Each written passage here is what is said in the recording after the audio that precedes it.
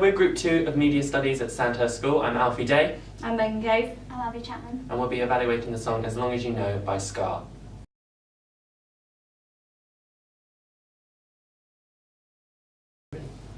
So we did some band research and I did Green Day and Red Hot Chili Peppers, and I found out that Green Day follow conventions of the rock genre. They wear dark clothing, they dye their hair, they have piercings. And the Red Hot Chili Peppers always, in their videos, they tend to be shirtless, they have tattoos, they have piercings as well, long hair, etc, etc. I decided to look into Nirvana and Fall Out Boy. I found out that Nirvana do not follow the conventions of a rock band. Basically, a rock band has 4 members, whereas Nirvana has 3. But this matches our conventions for our music video, because we only had 3 members. Also, Nirvana don't have a lot of tattoos or piercings, and that once again follows our music video. So we very much followed Nirvana as a rock icon for our video because everything we did basically matched them. But whereas Fall Out Boy has 4 members, which follows conventions.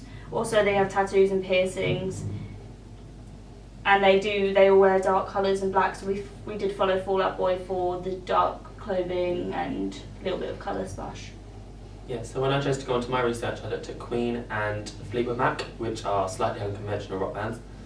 Queen is more of a traditional rock band, so they used flares, bright lights, dark clothes. A lot of their clothes were actually quite 80s-ish, and they were quite flary, which was really unconventional for a rock band. Fleetwood Mac actually completely changed their conventions, and their style of costume was completely different to what it should have been, and it was very outdated and very Renaissance type costumes, which is completely contradictory to the conventions of a rock band. After that, we then went on to look at media videos, so music videos, and we chose to analyse a couple of them each. I looked into Lady Gaga, Bad Romance, and also into Meatloaf and Madonna. So we just looked into different conventions that those videos would be following. Like Lady Gaga, obviously being a pop band, we weren't looking into our genre at this moment. So I was just looking at the different symbolisms behind each video and trying to decide which one would work best with our video and see if we could link them to ours. Me next. Yeah, we also did video analysis and presented it to the class, didn't we? So I chose to do a band called Issues with their song Coma, and they tend to follow the conventions like dark lighting, fast pace, performance and narrative, but more on the performance side because that's they tend to be a convention. But Issues are like a sub-genre of rock. They're more punk rock, Yeah. a bit on the heavier side. But at this point, we were looking into different types of genres, and we hadn't really set in stone what we were doing yet. So. Yeah. I looked into Queen Bohemian Rhapsody. And basically that whole video uses a lot of layering, and we decided that we wanted some layering in our piece, like with the watch, watching the roads over each other and stuff like that. So I had a look into Queen for that inspiration. Also they had a lot of close-ups of the guitar playing, the actual strumming of the guitar, and we thought that would work for our music video as our lead role could not actually play the guitar. So we used a close-up of just him strumming along to the beat, and Queen was a very big inspiration for us. Yeah, we also looked into Andy Goodwin, who our teacher Mr. Lovejoy actually knows, and he was just teaching us about the styles and the conventions that Andy Goodwin actually came up with. And we were looking into links between lyrics and visuals, so we were trying to make sure that our music video and its lyrics were matching up with what we actually wanted in our music video. So we took our lyrics and line by line we went through and we used different type of imagery to decide what we think we could put in our music video, which could actually help us and give us more marks because we wanted to make the lyrics link with what the people were actually seeing. We also looked at his evaluation on pace, and he was saying that the editing of the music video has to be in pace with the song because it matches the mood and the feel of the song. So it's links with lyrics and visuals, they all have to link together and all follow the same mood and emotion.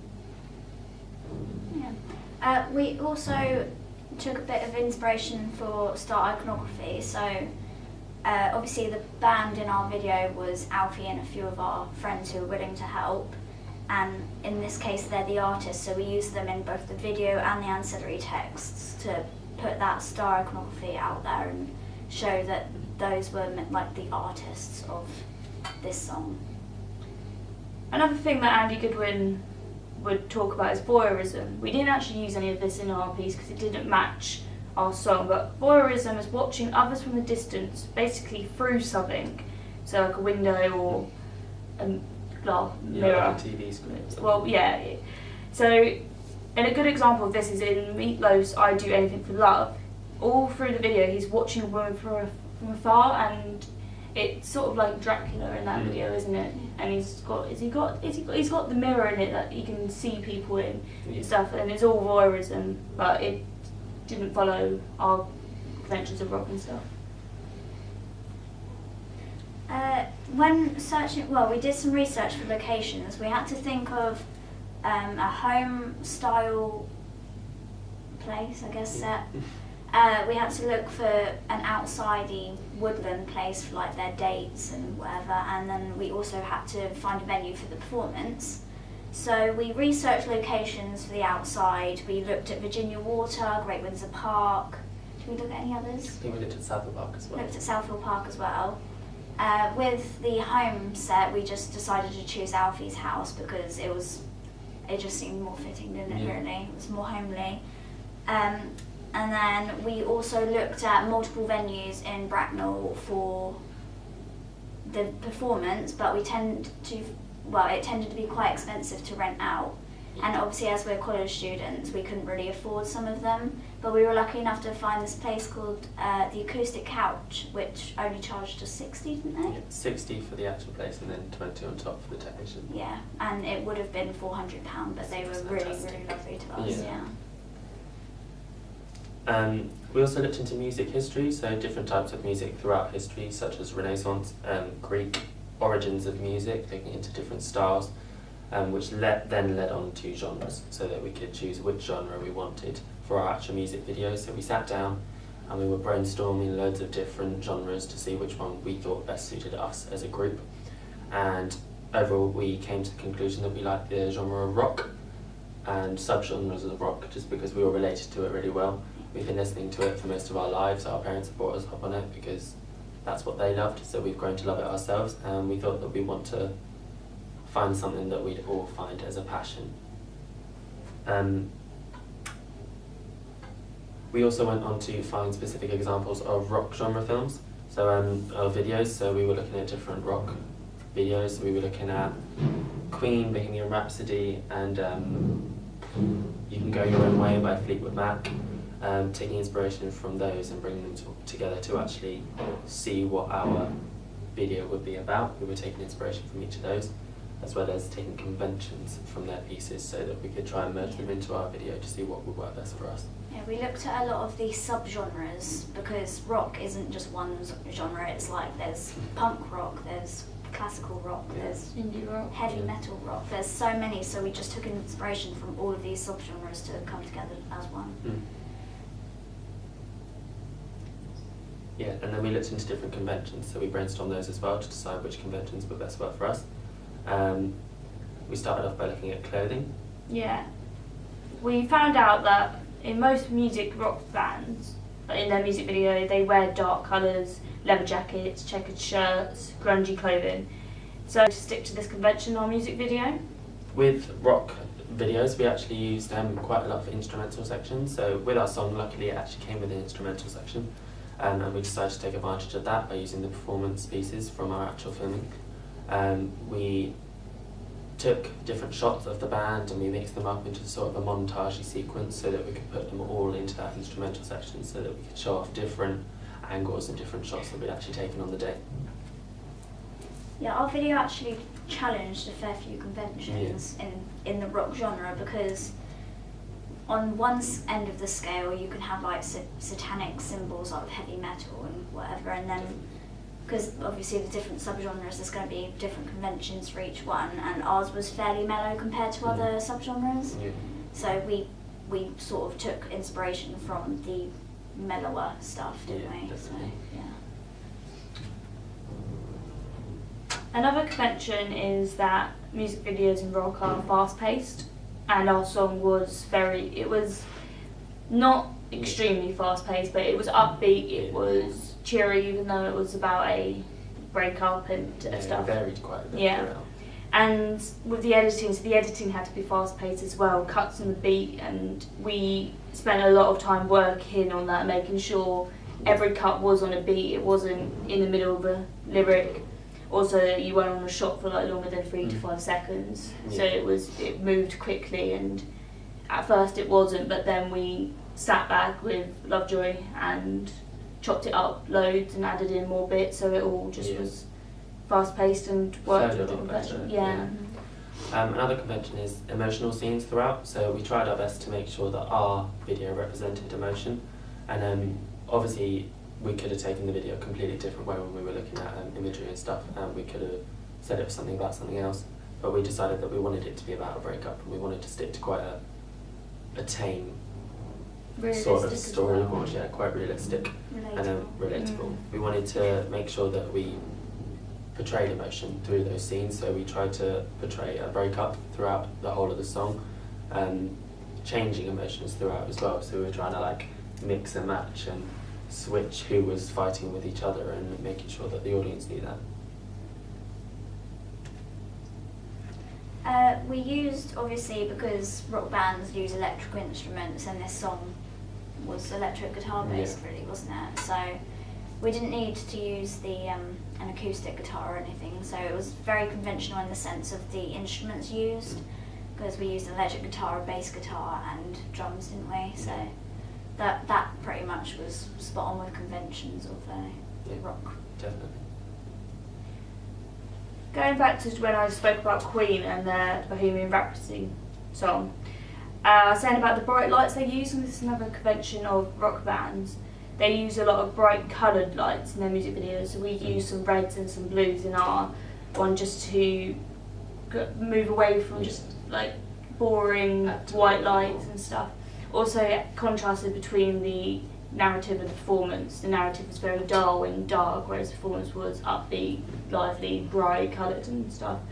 And we used the bright colours for our performance sections and dark and low lighting for our narrative parts, so once again it showed the difference. Yeah, definitely. And going on from that, we actually looked into another convention, which is the narrative of music video in rock genres is actually quite subsequent to a performance section. So there's a lot more performance within the video than actual narrative, and we tried to do that. So even though there is a lot of narrative within our piece, we tried to chop and change and cut in performances in different stages of this piece, so that it was not more important but more substantial than the actual narrative. But we didn't cut away any of the narrative, so it still flowed. It was still made a story. Yeah. We also made sure the lyrics had a meaning, so we would, like with the imagery, we would put the lyrics to a picture and sort of flesh it out to make it mean something in a way. So what's an example of a lyric? Me and Alfie are fighting and he says, well, I say, you don't deserve this. I actually mouthed it, and then Alfie would mouth the next one. Yeah, so we used that. So the lyrics, as Megan just said, were part of the song, and we put that into the video to make it look like words from the argument. So that sort of connects the meaning to them arguing and them being really like on the edge of their relationship ending. Yeah, definitely. Trying to bring all these conventions together, we tried to produce different sorts of documents so that we could actually produce something that we thought portrayed all of these conventions in one. We started off by making our storyboard, so we sat down for about 3 or 4 lessons. And that was about 3 or 4 hours, and we brainstormed loads of ideas and shots that we actually wanted to put into it, and then we started to map out the narrative, and then we started to put in like different performance sections, because obviously that was the easier part. We then moved on to making animatic, so we sat down and we used the camera to film the actual storyboard shot by shot, maybe a couple of seconds, and then we put that up onto Final Cut, and we cut and changed it into an actual sequence along with the song, so that you could see what the rough edit at the end would actually look like. Yeah, we didn't actually follow followed the storyboard perfectly, did we? Because Yeah. we had like more ideas come up as Yeah. we filmed, and even on filming days we did Yeah, we changed it up changed a little some bit, stuff. didn't we? We just had like more inspiration as it went on. Yeah. Yeah, we also had shot lists, so we planned out what day we were doing what. So like set Alfie's house, for example, what we needed, costume change, like the lights, the camera obviously, and then we wrote down what shots we were doing in what sequence, so Yeah. we, just to help us out a little bit really, wasn't it? Yeah, but it wasn't a guideline, it was more of a, these are the ones we have to get, and then Yeah. if we want to add anything else on top, then we could, just to make the video actually look a bit more interesting. Yeah, so we took the shot list to the actual filming place, so for example the Virginia waters where we did all our woodland shots. We took the shot list, I believe we took the storyboards as well, just to Yeah. get a idea of how we wanted Yeah, it to like look. the actual like composition of where Yeah. we wanted people to stand and things. We also took my camera, which is a Canon 700D, which is quite new, and we thought it'd be better quality. But we did also take a school camera as a backup, so we filmed with 2 tripods each side of the band, so we got different shots, but then we switched around as well, so then we filmed the same shot Yeah. on 2 cameras, just in case. So yeah, once again we had 2 tripods for that. We took the lyrics sheet as well, because it had numbers on it that matched up to the storyboard, so we knew exactly when we had to say which lyrics.